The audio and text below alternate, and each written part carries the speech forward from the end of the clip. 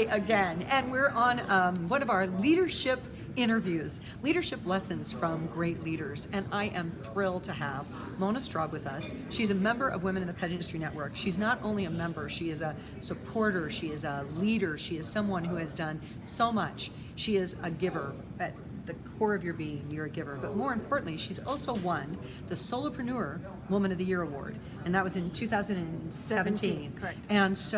And before that even happened, she was making sure that all of the finalists, we have 25 every year, were getting an award, getting a trophy, and she continues to sponsor that. So when I say giver, I mean, I would say that that's a trait that is not in every leader, but it is in you. So anyway, Mona Straub, tell us about your business. What is it? I'm Shawna Schuh, as Shawna said, and I own a company called Just for Fun. Just for Fun makes exquisite hand-made pet accessories for you and your pet. So when you get dressed up, so can your best furry friend. With things like this, matching beaded products. So you've got collars, leashes, matching belts, bracelets. If you're in the horse world, you can have brow bands, spurs, spur straps, anything you can think of. Wow. And would you please tell them how they get a hold of you? It's Just Fur, F-U-R, fun. And then it's .com? Exactly. Okay, so justforfun.com. All right, let's talk about leadership, because you as a leader and winning the award and doing so much for others, and I know you sit on some boards and you help people. Correct. What do you think is one of the most important traits a leader should have? First thing is that a leader needs to remember to give back. You don't get anywhere in life unless you're giving back. That's number one. Number two, How did you learn that? I think I learned it when I was quite little. I think it was just, when I was young, I had to go out before I can go trick-or-treating for candy. We had to go trick-or-treating for UNICEF. Ah.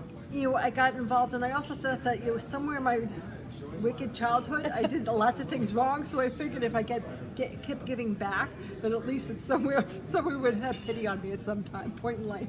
All right, so I interrupted you, but you said give back, and so far no one's said that. And you are a giver, and there's books written on this, the Go Giver and different things that are amazing. And so it really works for you. It does. All right, so give back. Give back. What else? Number two is take risks. I think that's the most important. Sometimes we get complacent into that stuck mode, and sometimes you just have to go, I'm just going to take that leap off the edge, because one of two things. One of them is if you fall, but one is you fly. Yes. And you've got to remember to try to fly, because if you don't fly, you don't get anywhere. All right, I love it, love it, love it, love it. Okay, so those are wonderful traits. Give back and take risks. Super duper good. When you think of leaders in the market, not necessarily even in this industry, who do you think is an exemplary leader? Someone who's outstanding? Gila Kurtz from Dog is Good. Wow, who is friends of both of ours? Exactly. She's great.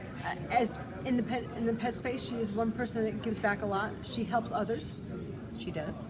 She goes out and she does whatever needs to be done for her business and for herself. Because not only does she take care of her business, she takes care of her. That's great. And what a lesson that taking care of your business, but also taking care of yourself is also something that we haven't talked a lot about. Right. So what advice would you give, besides the ones you have so far? Is there any other advice you'd give an upcoming leader? That, not every day is going to be perfect. And some days you're going to sit there and go, oh my God, what in the world did I get myself into? Right. And then you just have to pick yourself up, dust yourself up, put on your big girl panties and go, I can do this. And just remember that no matter what you do, if you keep shooting for the stars, even if you land in the moon, you'll be okay. You'll be okay. So, do you think leaders should have a pet? And if so, why? Well, I have too many. Most people know. My house is covered with little furry animals.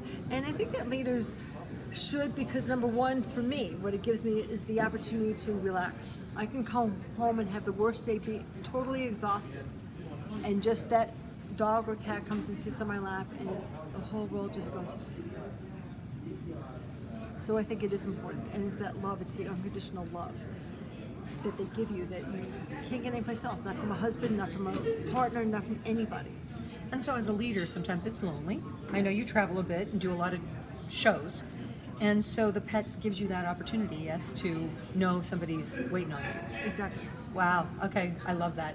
All right, so what's the one pet kind of trait that you think that we should adopt as leaders? And this will be our last question. What's the one thing that you know your pets have that you think we should embody? They forgive and forget. They don't remember the bad stuff. They don't remember what happened 10 minutes ago. No matter what happened, they're like, okay, let's play. Here I am.